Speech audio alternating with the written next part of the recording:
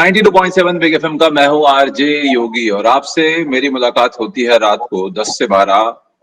लेकिन अभी जो वक्त है उस वक्त में आपसे फेस टू फेस मिल पाना थोड़ा सा मुश्किल, इसीलिए मैं हाजिर हूं बिग स्पॉटलाइट में यहाँ। और आज मेरे मेहमान, मेरे गेस्ट जो है वो है doctor Rajesh Taneja, Indraprastha Apollo hospital से है, department of urology and robotic surgery से।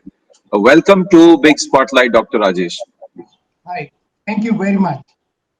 डॉक्टर तनेजा, मैं आपसे जानना चाहूंगा आपके एक्सपीरियंस के बारे में and what all are you doing these days. Yes, तो एक्सपीरियंस तो ये है कि I am a urologist. Urologist is like plumber of the trade. Plumber मतलब हमारा काम है कि जैसे ही शरीर में वेस्ट प्रोडक्ट यूरिन के रूप में बनता है तो वो किडनी से निकल के ब्लैडर से होते हुए बाहर जाता है।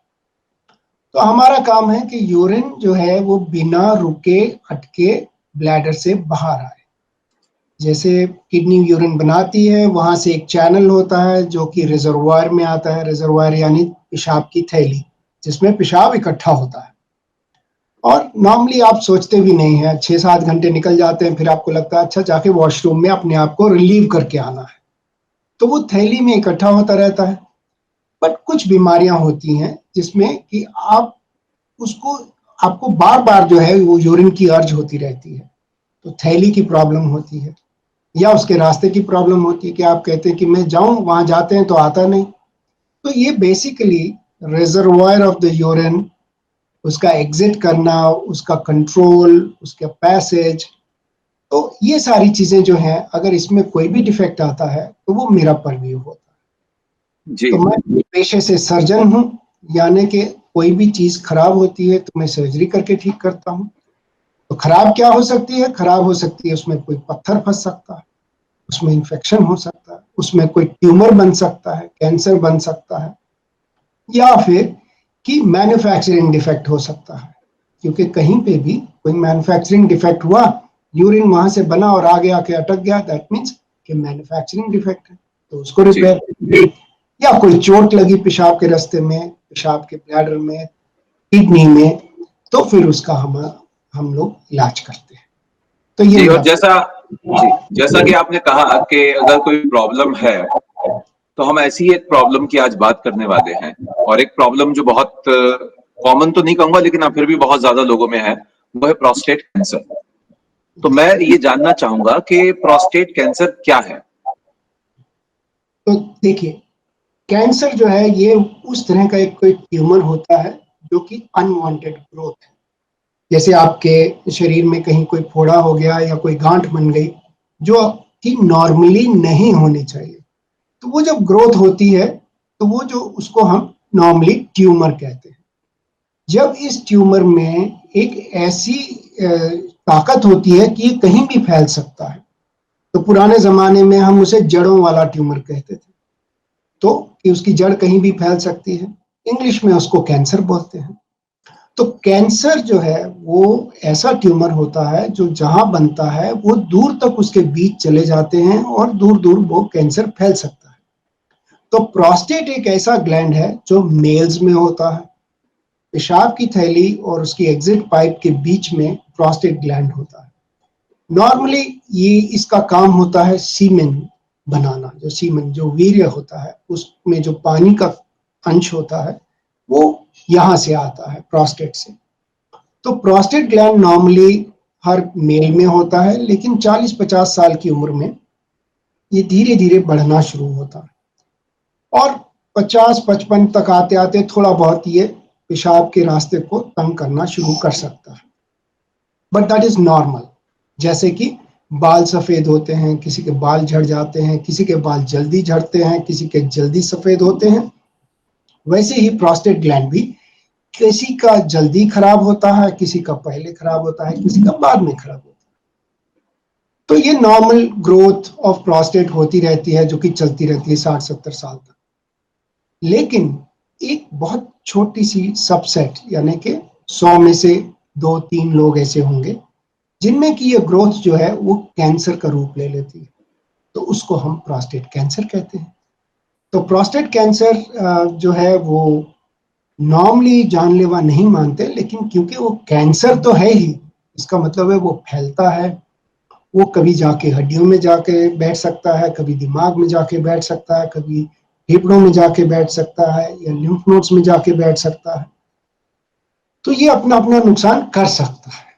तो ऐसा नहीं है कि ये बिल्कुल ही सेफ है to have a cancer, but नहीं, ये स्लो ग्रोइंग है एज कंपेयर टू अगर हम देखें ओवेरियन कैंसर होता है या ब्रेस्ट कैंसर होता है, जिसमें जान जल्दी जा सकती है। कैंसर ऑफ पैनक्रियास है, जान जल्दी चली जाती है।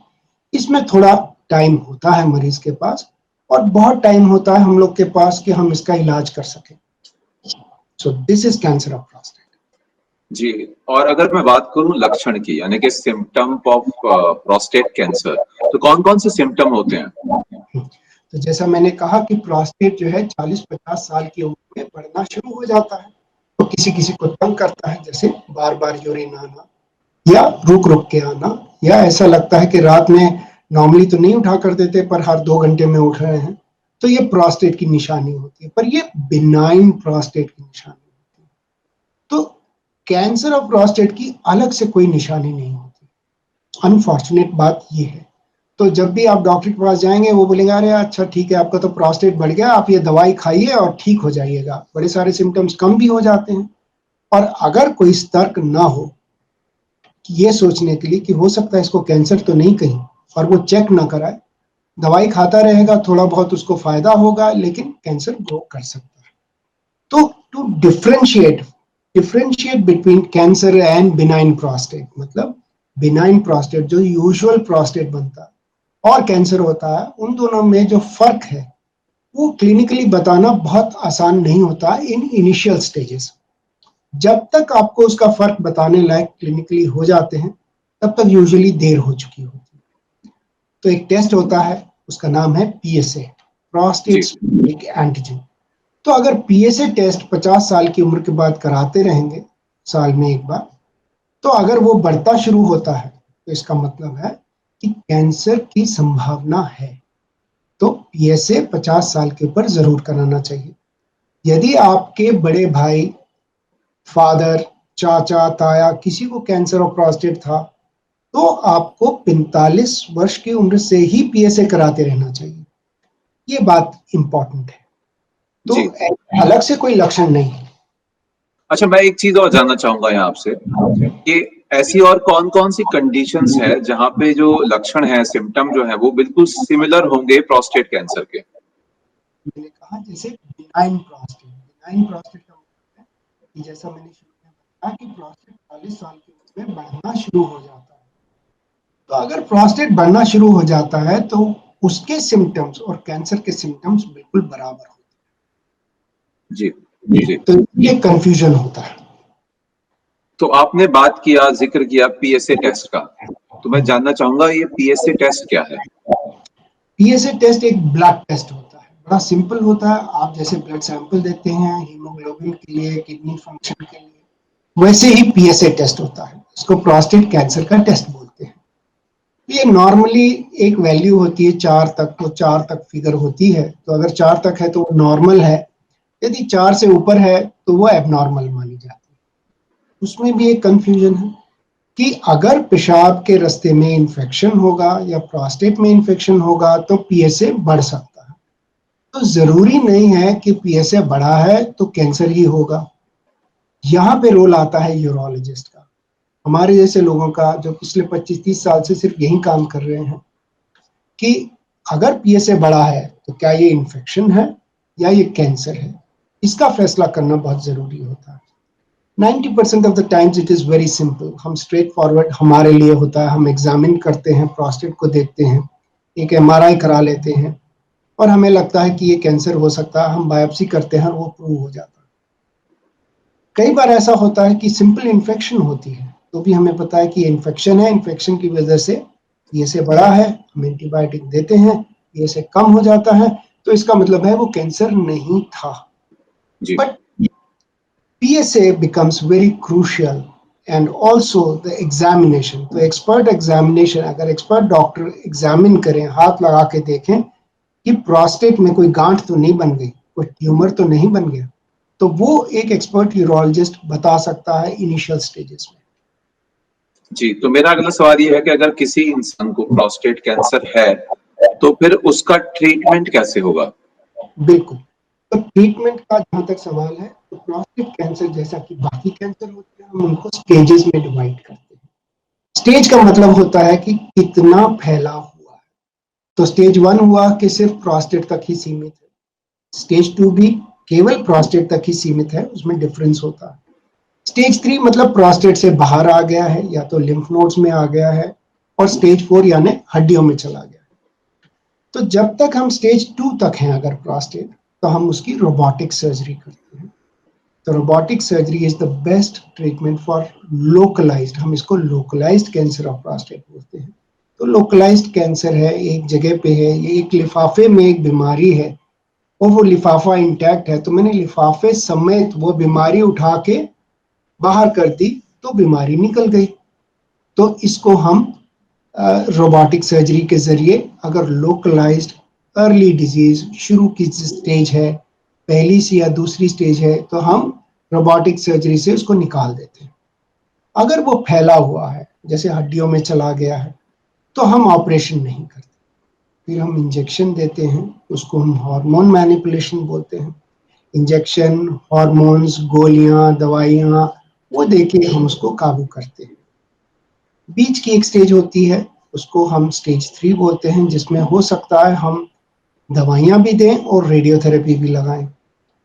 रेडियोथेरेपी स्टेज 1 एंड 2 में भी लगाई जा सकती है। जो पेशेंट्स सर्जरी नहीं करवाना चाहते या सर्जरी के लायक नहीं है, जैसे कि उनको कोई हार्ट की प्रॉब्लम है, कोई लंग्स की प्रॉब्लम है, सर्जरी ज़्यादा रिस्की है, तो रेडियोथेरेपी किया जा सकती है इवन इन स्टेज 1 एंड 2। बहुत सारे लोग ये भी चाहते हैं कि हमें सर्जरी करनी ही नहीं है, तो भी 1 एंड 2 में अर्ली स्टेजेस में they can get a radiotherapy. जी, तो आपने सर्जरी की बात की, तो मैं जानना चाहूंगा कि जो अलग-अलग प्रकार की सर्जरीज हैं, वो कौन-कौन सी हैं जो मेंस के लिए फिलहाल अवेलेबल है? हाँ, तो सर्जरी जो प्रोस्टेट के लिए है, तो जब हम बिनाइन प्रोस्टेट की बात करें, जो मैं कह रहा था, उसके लिए laser surgery is the best, तो हम लोग लेजर करते हैं। और अगर वो कैंसर ऑफ प्रोस्टेट है, तो हम रोबोटिक सर्जरी। तो रोबोटिक सर्जरी क्या होती है, जैसे आपने सुना होगा लैप्रोस्कोपी होती है, गॉल ब्लैडर में पथरी होती है, लैप्रोस्कोपी करते हैं, गॉल ब्लैडर निकाल देते हैं। तो रोबोटिक सर्जरी भी लैप्रोस्कोपी जैसी ही होती है, उसमें पेट में सुराख करते हैं और सुराख के अंदर जितना हमारा पेन होता है, कलम होती है, उतने डायमीटर का इंस्ट्रूमेंट अंदर जाता है, जो कि कंप्यूटर द्वारा कंट्रोल किया जाता है। और उसका सबसे बड़ा फर्क रोबोटिक और लैप्रोस्कोपी में ये होता है कि रोबोटिक में इंस्ट्रूमेंट के अंदर जाके रिस्ट होती है, उसको हम एंडोरिस्ट बोलते हैं। तो लैप्रोस्कोपी में क्या होता है, एक लंबी सी रॉड है, उसमें कैंची है, आपने बाहर चलाई, वो एक ही डायरेक्शन में घूम सकती है कैंची। लेकिन अगर उसमें एक्स, वाई और जेड एक्सिस में पुलीज डाल दी जाए, तो वो 3 एक्सिस में घूम सकती है, वो रोबोटिक सर्जरी हो जाती है। तो robotic surgery is really a boom, ये बहुत बड़ा, बहुत फायदेमंद तरीके का आविष्कार है ह्यूमन रेस के लिए। और आने वाले वक्त में रोबोटिक सर्जरी जो है, ये मेजॉरिटी सर्जरी को टेक ओवर करेगी। फिलहाल थोड़े कॉस्ट इश्यूज हैं, फिलहाल टेक्नोलॉजी की लिमिटेशंस हैं, टेक्निक्स की लिमिटेशंस हैं, एक्सपर्ट्स की लिमिटेशंस हैं, बट आने वाले समय में मैं ये मानता हूँ कि रोबोटिक सर्जरी हर फील्ड में आएगी। So we can say that robotic surgery is the future for surgeries. Of course, it is already. It is already. जी, और मेरा आखिरी सवाल आपसे ये रहेगा कि अभी जिस तरह कोविड-19 का वक्त है, पैंडेमिक है, so what kind of precautions one should take care during this time? तो ये आपने बहुत अच्छी बात की कि रोबोटिक, ये सॉरी, कोविड पैंडेमिक में क्या करना चाहिए। कोविड पैंडेमिक में हमको एक चीज बड़ी स्पष्ट है कि जो कोविड बीमारी है, वो या तो नाक से जाती है या मुंह से जाती है। तो यदि आप नाक और मुंह को प्रोटेक्ट कर लें, तो आप स्वस्थ रहेंगे और प्रोटेक्टेड रहेंगे। उसमें थोड़ा डिसिप्लिन होना चाहिए। आपने देखा होगा मास्क कोई नीचे कर लेता है, तो मास्क अगर आपने नीचे किया, तो यहाँ पे अगर किसी ने खांसी की और बैक्टीरिया यहाँ या वायरस यहाँ पड़ा हुआ है, वो आपको कोई नुकसान नहीं कर रहा। पर जब आपने मास्क नीचे उतारा तो वो वायरस मास्क के अंदर चला गया। फिर आपने मास्क उठा के मुंह पे रख लिया तो आपने यहां से वायरस उठा के अपने मुंह में डाल लिया। ये गलती लोग करते हैं। तो काइंडली मास्क को कैसे पहनना चाहिए और कैसे रखना चाहिए वो इम्पोर्टेंट है। मुझे मालूम है कि मास्क पहनने से थोड़ी सी डिस्कम्फर्ट रहता है because you are not used to it, so you can wear a little loose mask. But important चीज ये है कि मास्क एक बार अगर आपने नाक से नीचे उतारा तो वो मास्क दोबारा ना पहने, वो खराब हो गया है मास्क। अगर आपने नाक से नीचे उतारा है तो उसको डिस्कार्ड करिए और दूसरा मास्क पहनिए हाथ धो के। ये मैसेज है जो देना चाहूंगा। बाकी जहां तक वो हर्बल काढ़ा और ये सब है वो सबको सूट नहीं करता। किसी को पेट में अल्सर हो जाता है, किसी को पेट में खराब जलन हो जाती है, किसी को यूरिनरी ब्लैडर में जलन हो जाती है। तो ये कहना कि एक काढ़ा जो है वो सबके लिए अच्छा है और सबको बचाएगा, ऐसा नहीं है। और लोग सोचते हैं मैंने काढ़ा पी लिया तो अब मुझे मास्क पहनने की क्या जरूरत है, वो भी गलत बात है।